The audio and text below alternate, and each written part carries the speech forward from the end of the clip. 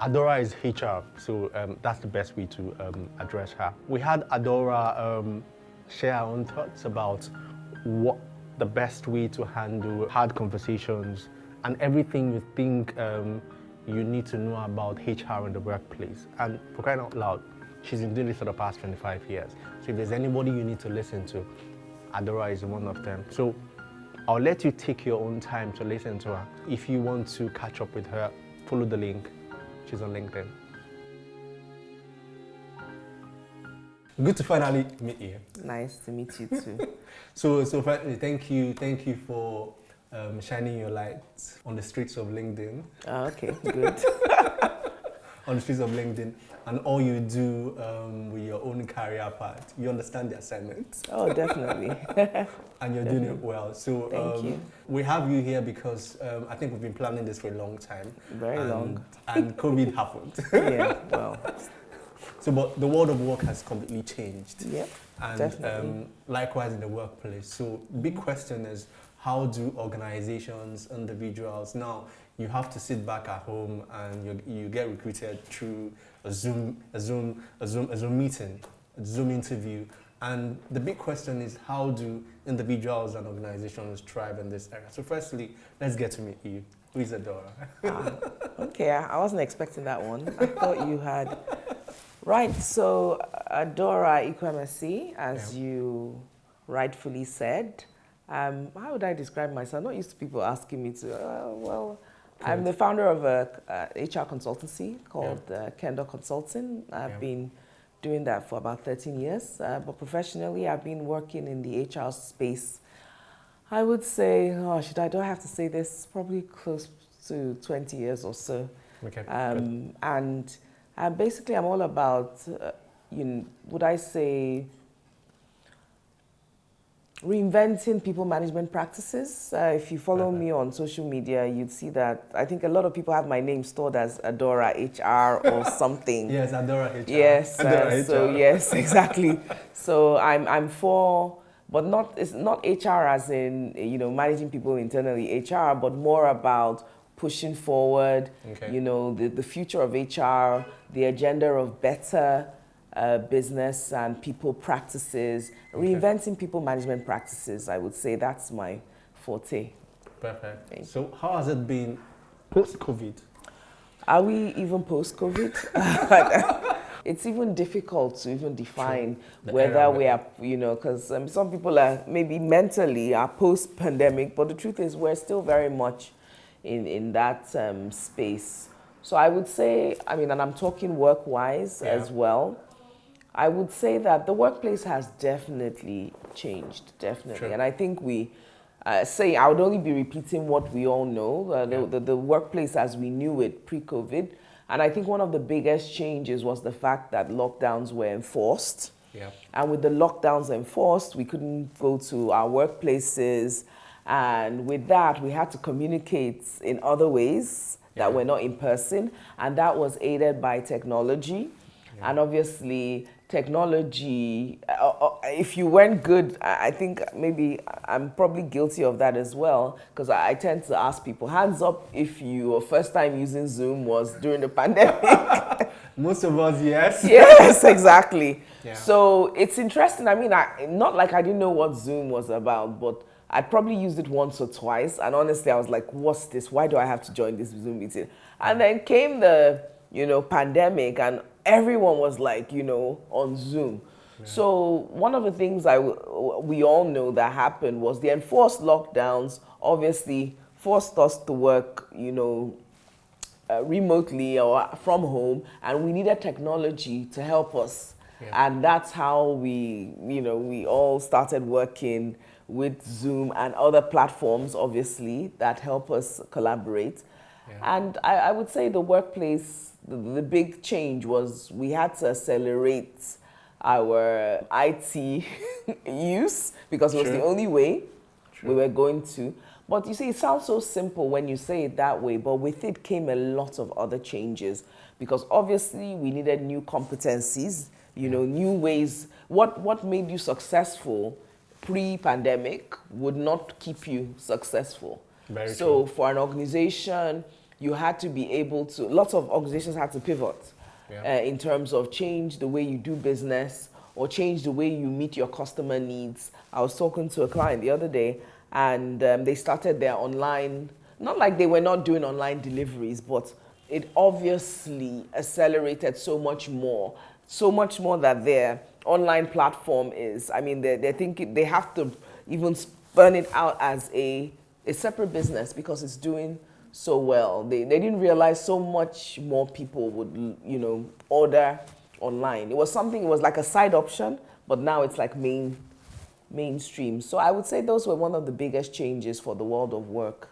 Yeah, having to work remotely. And the fact that even after the lockdowns, a lot of organizations thought, you know what, I think we need to continue. It's not something we just start and stop. Don't get me wrong, some organizations reverted back, but a lot of organizations said, you know what, I think this is here to stay. Yeah. And so remote work has become like a new way of working, or hybrid, but companies are definitely, a lot of companies, especially those who can, are not in the office 5 days a week or 6 days a week because they have found other ways that they can work successfully. Yeah. So would we say this affected work culture? Oh, definitely. I mean, having to work remotely is definitely a different set of behaviors from working on site or in person. And of course, because it's a different, when we talk about culture is the way things are done. Yep. If you had to recruit people online, like you haven't seen them, like I had to do that. So, I had to, and they had to, from nowhere. And it's funny because, I mean, before then, probably a lot of us thought there's no way we could hire someone without seeing them. And it's funny because, I mean, I had quite a number of people without seeing them. And it was after I was like, I actually didn't see them before hiring them, because I just felt like I seen you, but I didn't see you physically, but I seen you. You put on your video. And I felt, we had a good interview. You obviously qualified for the role and you're hired. So yes, it's an interesting way. But it's a new way of doing things. Obviously, we're recruiting differently. Yeah. People are joining the organization differently. You're managing their performance remotely. Yeah. You don't have to see them. Which is strange. Yeah. So they're doing the work. And obviously, before you were used to being in the office with them while they do the work, now you're relying so much on the outputs because until they give you the finished work or they show you where they are, you can't really see whether they're working in the morning or whether they're sleeping or... True. So it's a different way of managing performance, a different way of hiring. It's a different way of assessing productivity. It's a different way of culturally, it's definitely different, yes. So for organizations, my big concern has been that for organizations that don't really have, that have not defined what their culture is, that had to wing this. Yeah. And they now have a team of, I'll call them post-pandemic staff, and they have the pre-pandemic staff. How do you make this new staff inculcate the culture? How do organizations tend to get it going? I think that was definitely a challenge for lots of people. If you follow the media, you'd see that there's still some kickbacks. And when I mean I mean pushbacks in terms of some organizations decided to call people back to the office. Yes. In more recent times, they're like, no, come back. And you actually see that quite a number of employees are like, no, I'm not coming back. True. Most of them are too. Yeah, exactly. I even read an article just last week where there was a survey on financial institutions, and they found out that even the staff who were asked to come back, majority of them were not complying. You understand? And organizations have to think, they have to think, you know what, why? I mean, it's not business as usual. You would tell, pre-pandemic, you would say, do this, and maybe, compliance, people would say, the fear of losing their jobs. Well, we know that during the pandemic and, these current times, there's a lot of, we've experienced the Great Resignation. Yeah. Which basically, in a nutshell, was the record number of resignations in a very long time. And it was caused by, I mean, different reasons, really. You can't really say this is one reason, but of course, the pandemic. Yeah. There's something that someone I respect in the industry, I might as well just say, is one of the president of the largest society, SHRM, Society of Human Resources Management. Okay. He said something about that COVID, he called it COVID clarity. That clarity, COVID gave a lot of people clarity that they didn't have. True. True. A lot of people had the opportunity to look inwards and examine their lives. What really mattered. For meaning and what mattered. I think we all went through some type of massive grieving period, loss. And a lot of people reset. Yeah, true. And with that clarity came, you know what, these are my values, this is what I will stand for. So people are doing things very differently now. Yeah. They are standing more for what they believe in. They're looking for meaning and purpose in their lives, and this is causing a lot of changes. So back to the question on culture, I think organizations have to really be intentional about culture, because individuals are being intentional about who they want to work with. I think that's the first one. People is no more who do I want, so people are choosing. Yeah, people are choosing, especially talent. I mean, in HR speak, we call talent high-performing staff, high-performing employees, and with people are really thinking, what do I really want to do in my life? There must be more to this, and they're really thinking about what next. So on the question of culture, the thing about culture, like I said, it has to be on. Culture is a big elephant. Yeah. It needs to be unpacked. Yeah. And the thing about culture is that every organization has a culture. Okay. The difference is that you may not have chosen or been intentional about creating the culture, but you have one. So there's nothing like an organization that didn't have a culture. All organizations have one. Okay. The difference is some organizations are intentional and created and directed the culture they have, and some organizations just let it happen, but you have one. Because it's what people see. Yes, because people are already, a culture emerges when you're not intentional about it. So there's no such thing as an organization that didn't have a culture. Okay. There is a culture of no culture, maybe. Of no culture. But there is a culture, because there's not like no culture. Yeah. Because it's just, a culture has emerged, right? Now, what those organizations can do is take back the intentionality. Okay. Because there's one that exists. You can actually audit your current culture by actually reviewing how things are done, because there is a way things are done. It might be haphazard, it might not be the way you want it to be done, but it exists. So such firms can audit their culture and match it or view it against the desired culture.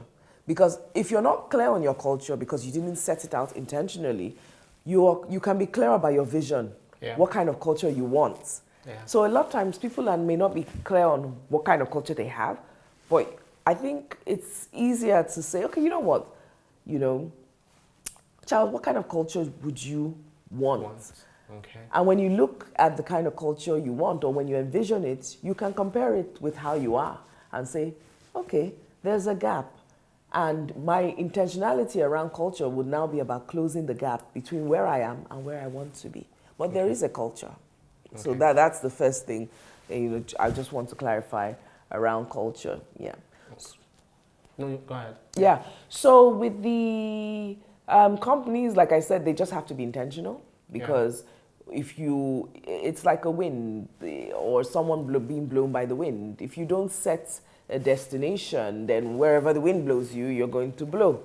And so companies that don't have that fixed or clarity on the culture, they would have to put mechanisms in place, or policies, practices in place. The leadership will have to start leading the way and exemplifying that culture that they want. Yes. So there is this cliche word, toxic workplace. Oh. Toxic workplace. Yeah. So most of the times, the two parties are not even involved. Yeah. They're not even aware, and that's what it is. Yeah. So as a professional, what do you think? How do you think employers can help, can reduce this conversation out there? And how do you think, if for me that is about getting into a workplace, what are the questions I need to ask to be able to understand what the culture is? Definitely. Last time I had a conversation around toxic workplaces with an individual, Yeah. I was actually called in to arbitrate a session where an employee had defined the culture of that organization as toxic. And I asked the employee what toxic meant, and they were struggling. No, that's a serious one. Okay. And I had to even help, we had to help because, the first thing is, what is a toxic environment? Okay. And not to undermine what you've just said, because it's valid. There's a lot of toxicity around. Yeah. But we need to be clear of what it means to different people. Because some people are really jumping on the bandwagon. They don't even know what it means. True. It's a cliche word. Yes, it's sounding like a cliche now. Yeah. So we needed to clarify what toxic meant to the person in particular, because it's key. Yeah. Because when you define something, then we can address it, right? Okay. And we don't want to start addressing something that the person doesn't even have a clear understanding, because at some point, the way it was being used, it was like, just hearing toxic, and I'm like, then you what? asked the most interesting question. Yeah. So I'm like, so what do you mean by toxic? And, well, I didn't get an answer, at that particular time, maybe, but what I believe when people speak about toxic, it's a negative behavior, definitely. I think that's the first thing to note. It's definitely one that causes emotional strain, but negative emotion, right? There has to be a negative, it has to be negative and it has to be emotional for it to be toxic. Yeah. So for me, those are the two things that need to be present. It's definitely causing distress. And of course, distress is negative, but distress is emotional. So that's the first thing. But toxicity is a people thing. Obviously, a toxic culture is created by toxic people. Let me put it that way. And it would be either, of course, leadership. Leadership drives culture. Yeah. And leadership has more influence over culture than other employees. So it would typically trickle down because it's difficult for a toxic culture to just emerge. Well, not that it can't emerge. Of course, employees can add to toxicity, and they do in many ways, right? But it's what is allowed. If it's allowed in the sense of it's allowed to fester, it's, there are no policies that curb it, and it's practiced and it's flourishing, then of course that means that organization is, putting in the conditions for it to thrive, so to speak. And but what I would say about it is that definitely it's a leadership. You first of all have to be very clear on the kind of organization that you want to. And that's why I keep going back to clarity on the vision you have for your organization. What kind of organization do you want? So, toxic workplace, how do we know one and how do we make sure we don't fall into that trap without even knowing? I think just like we said, just like I mentioned, is definitely is emotional and it's negative, definitely. And so it's causing distress, emotional distress of some sort. So definitely that's how you know one. You know one as an individual if you're feeling that way. You know one as an organization if you audit or get feedback from the organization and people are feeling that way. And how you don't go on that path is to get feedback regularly to make sure that, because you don't want to know after the deed has been done. And in fact, the conversation I was having, which I told you that I was called to arbitrate on, was because, the MD was surprised that the environment was being described as toxic. Because he never saw it. Yeah, because he never saw it. But like I said, even when we asked to get clarity, there didn't seem to be clarity on what toxic actually meant. So that's the first thing. People need to be very clear on what it even means to be toxic. Another thing, and why I say this is that for something to be toxic, it has to be deep. Toxic is like poison.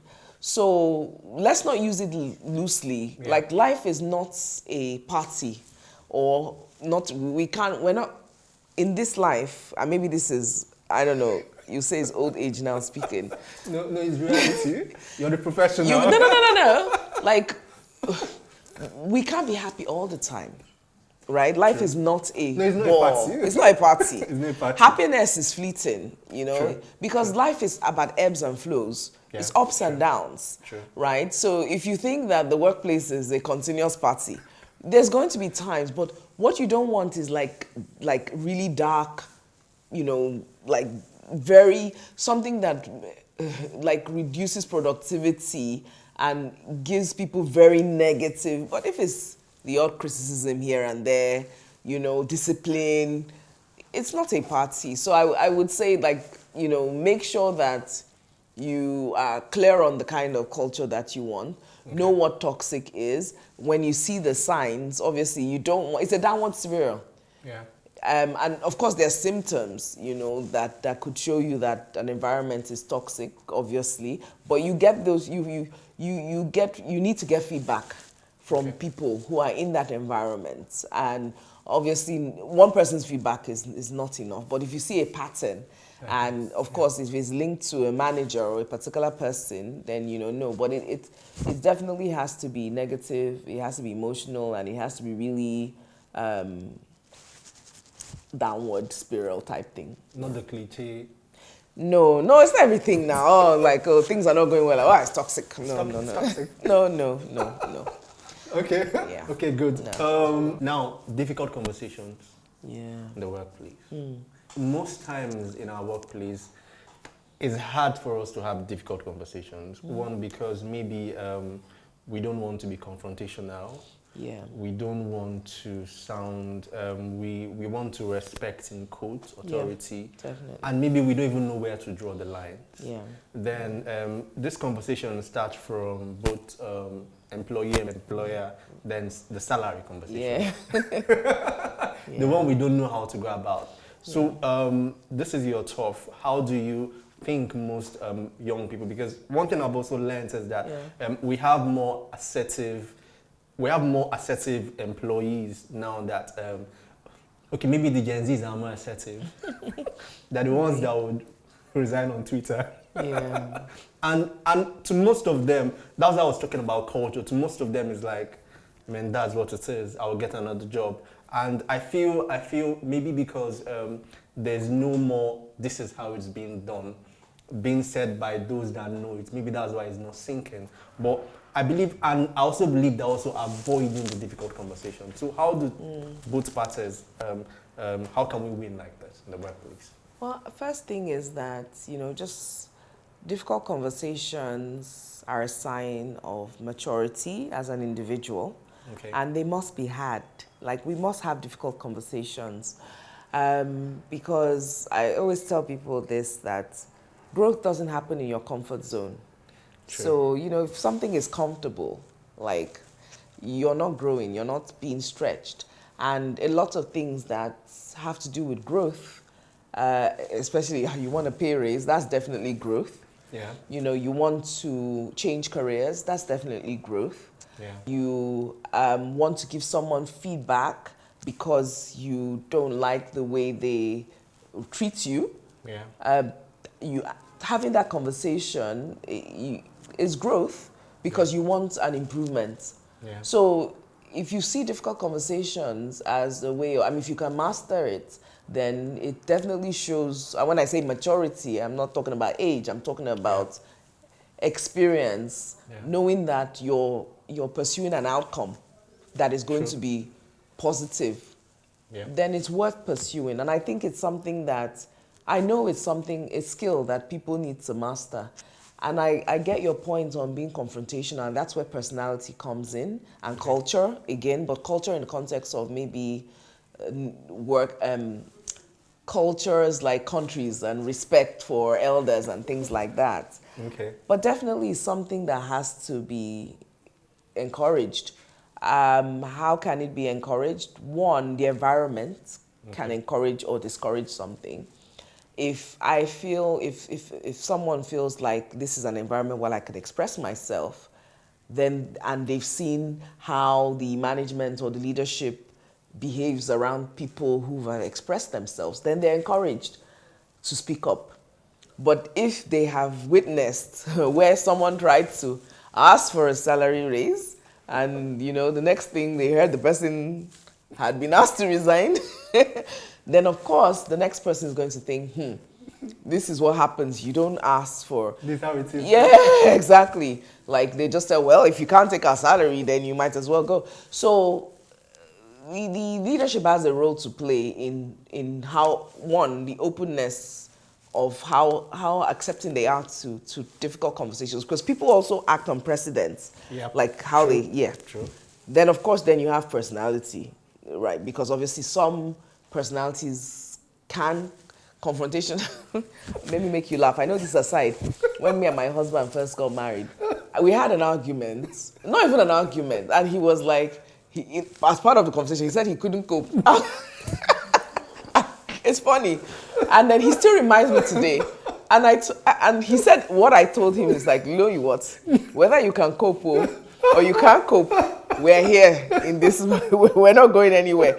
I couldn't understand what he meant, like he couldn't cope, because there was conflict. Like he couldn't cope. True. But for me, yeah, I was like, I thought it was just normal. Like conflict is normal. Like not that, and it wasn't like he's someone who's really easygoing. Like, you know, he's not someone, it's not about being confrontational. He really lets people, let things be. Yeah. So he doesn't even see why there has to be conflict. But I think that conflict is normal. And I felt like conflict helps relationships, you know. Like I see it that way, it's positive. It's not a negative thing. I don't think it's going to spoil our friendship in any way. Like he was thinking that it was strengthening the relationship. I thought, nah, this is growing our relationship. But it took me a while to even understand that part of conflict. Because I felt like once you fight with someone, you guys have progressed to another level. Like you can't fight that fight anymore. Like you've ascended. Yeah. So that was the way I saw it. So if you see things that way, and it's the same way like I feel in the workplace. Even yesterday I had to advise, someone was asking me for my input. They felt someone disrespected them.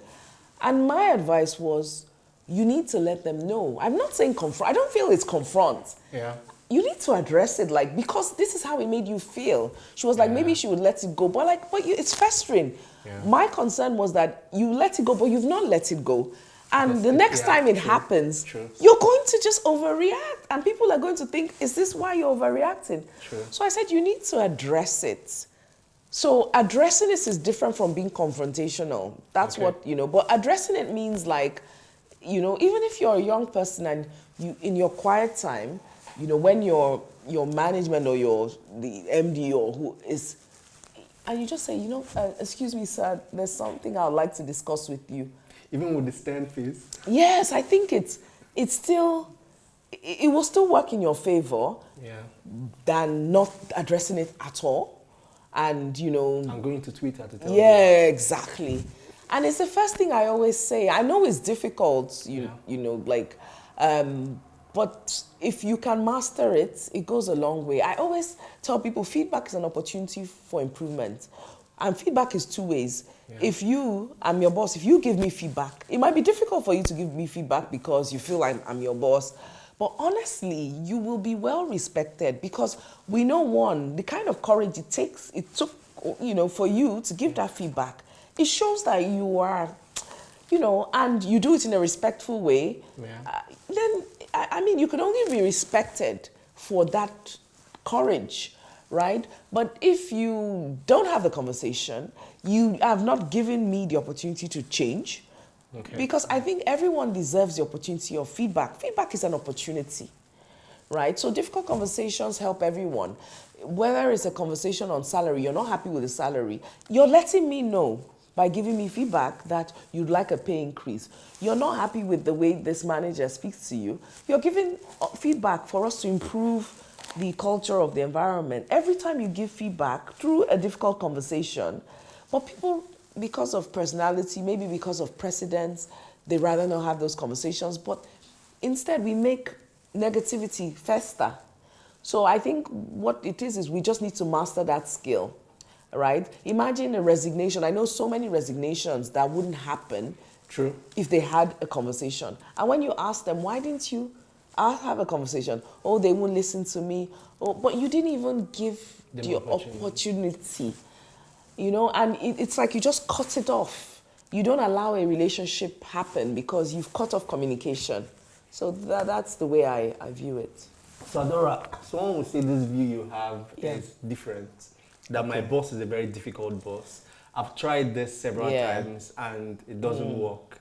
So how do we work with difficult bosses? Yeah. And how do we work with employees that don't know how to? Because I also feel that it has to do with culture. It's like they've asked me not to talk. It's hard for people that don't know, that have not had conversations with their own parents. Yeah, I know. To have with the boss. So what do you think is the first, as in baby steps that might help them, both parties? You know, like I tell people this, right? I think we all have that difficult friend or family member that you get on with and everybody wonders, how do you manage this person? Do you have that friend or that family member that you get on with and people wonder, how do you manage?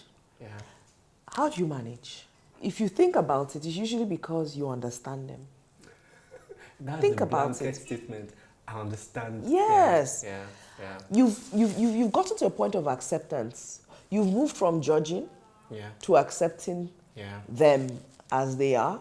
With your boss, with every boss, you have to understand the kind of person they are. It's like with every relationship, whether it's marriage, whether it's partnership, once you understand someone, you know how to approach them.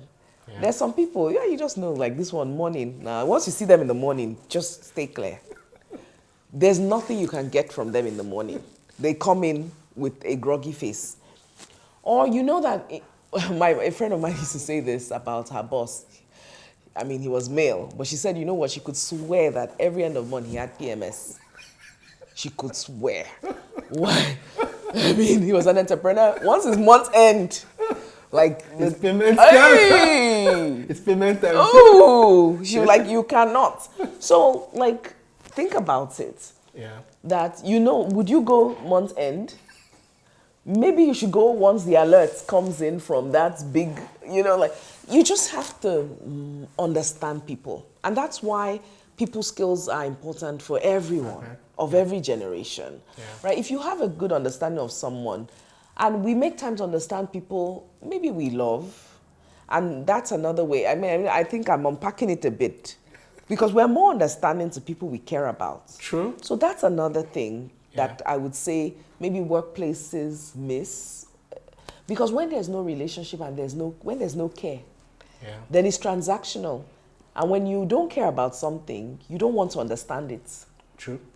But if it's your child or your husband, you would make excuses, or your partner or someone you care about deeply. I understand them. Yeah, we make excuses for them. But when is someone you have no relationship with, you make it transactional, and it's like, you know, you don't want to understand them. So you crucify and you judge more harshly.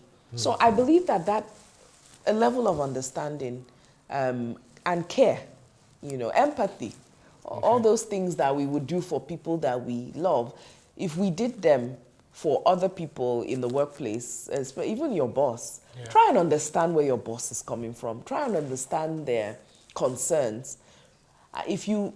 Everyone would, if someone felt you understood them, I think they would even feel better about themselves. You know, nobody thinks about the boss. Everybody thinks about everyone else.